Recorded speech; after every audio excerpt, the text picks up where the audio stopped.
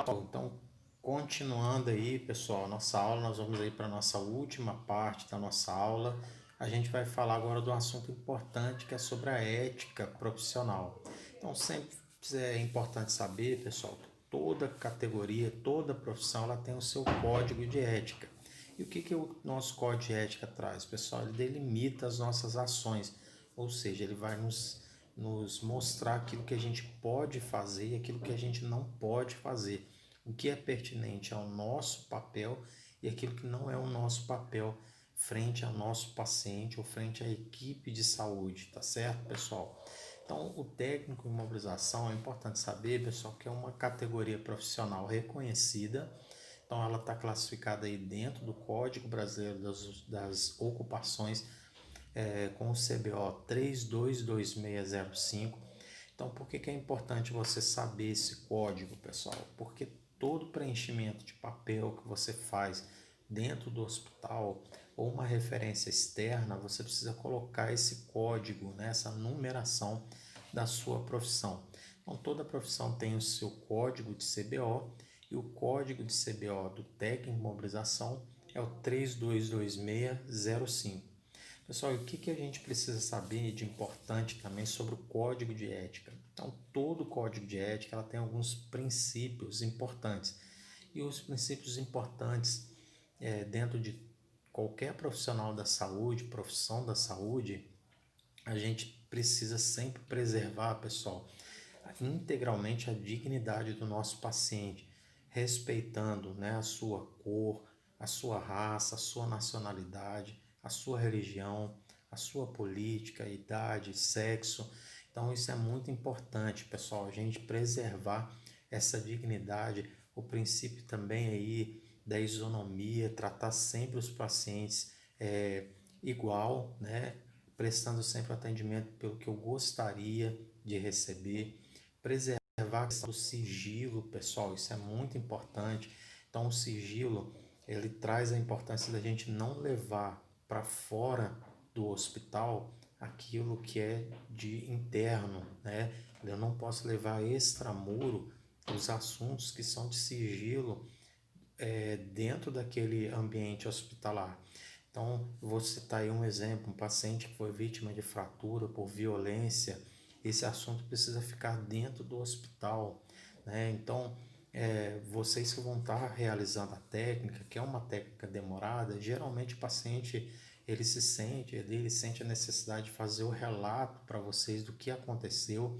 Então, eu posso até ouvir o meu paciente, talvez seja ali uma forma de desabafo dele. Então, ele desabafou, você escutou, e aí, mediante o que você escutou, você vai, determinada ação, você vai proceder dentro do hospital. Lembrando sempre que esse assunto é intra-hospitalar. Jamais eu vou levar para fora o que aconteceu. Então, isso é um dos princípios, pessoal.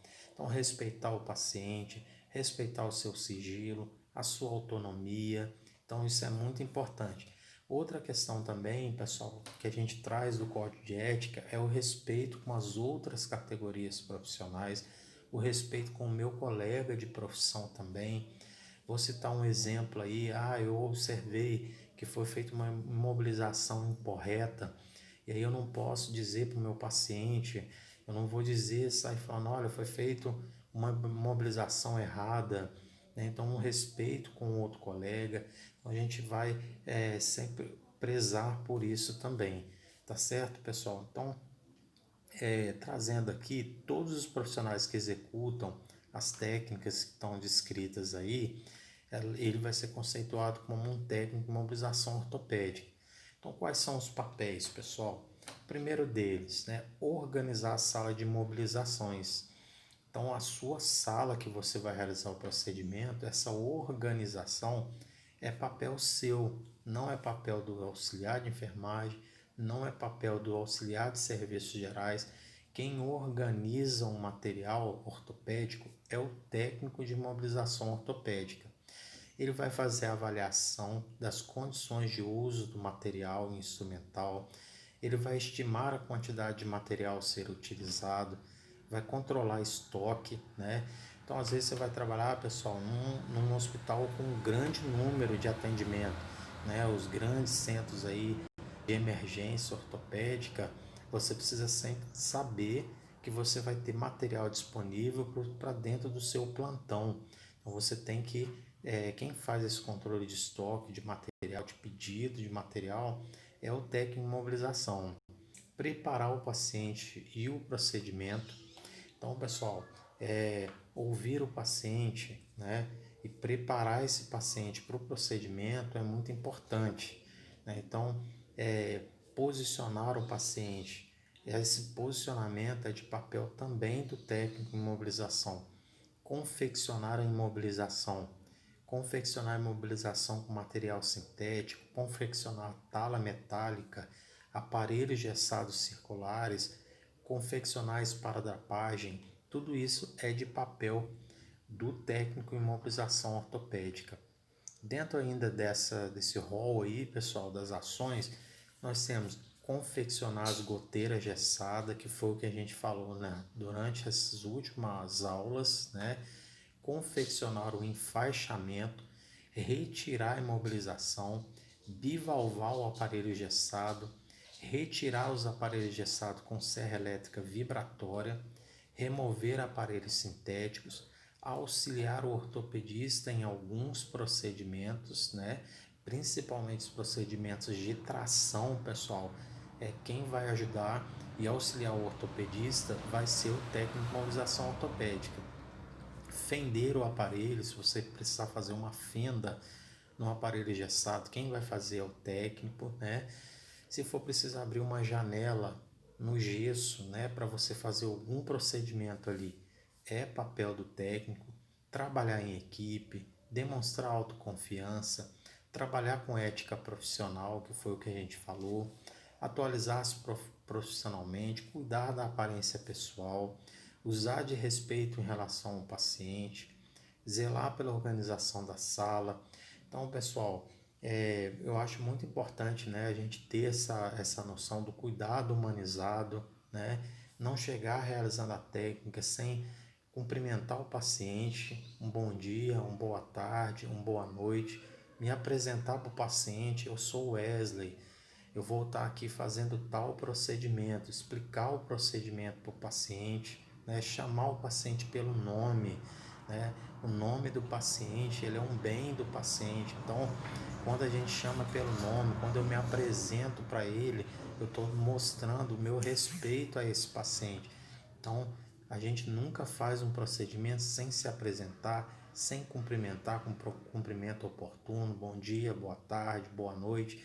Então, isso é muito importante, pessoal, nessa construção da relação. Então, é sempre importante o paciente ter confiança naquilo que você está fazendo. E essa confiança a gente transmite para o paciente da maneira com que a gente trata ele respeitosamente, com a segurança com que a gente realiza a nossa técnica, né? Então isso é muito importante. Organização da sala, né? Orientar sobre o uso e conservação da imobilização. Então, pessoal, essa orientação, eu vou imobilizar e essa orientação de como preservar essa imobilização é papel do técnico também. Explicar o procedimento de retirada do gesso, que é um medo que o paciente tem. Todo paciente que vai passar por esse processo tem medo de, principalmente quando você usa a serra vibratória, de você rasgar a pele dele, de você cortar a perna dele. Então isso é de importância para o técnico explicar o procedimento. Então submeter-se a exames médicos periódicos, né, também. Então isso são alguns papéis aí do técnico de mobilização, pessoal.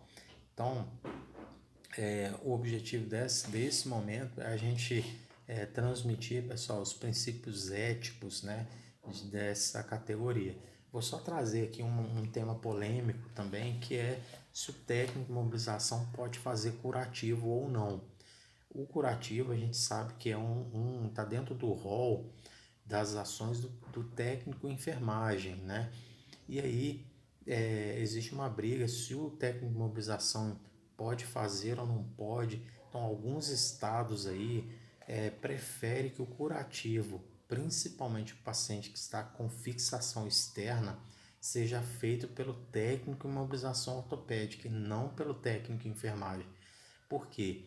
Porque o técnico em mobilização, ele conhece o procedimento que foi feito. Então ele sabe que se ele mover um fio de Kirchner, por exemplo, ele pode ter uma mobilização do fragmento ósseo e você prejudicar aquela cirurgia que foi feita. Então é importante que a gente tenha essa delimitação. Então alguns estados permitem e até preferem que quem faça o curativo das fixações externas seja o técnico em mobilização ortopédica e não o técnico em enfermagem. Então isso é uma discussão no estado do Rio. Existe alguns parecer a favor, alguns parecer contra, né? E aí a gente precisa saber em qual, no estado do Rio, no estado que você esteja trabalhando, essa permissividade, se é permitido ou não o técnico realizar o curativo, tá certo? Então, pessoal, essa foi a nossa parte final da aula de hoje. Então, um grande abraço a vocês, até o nosso próximo encontro.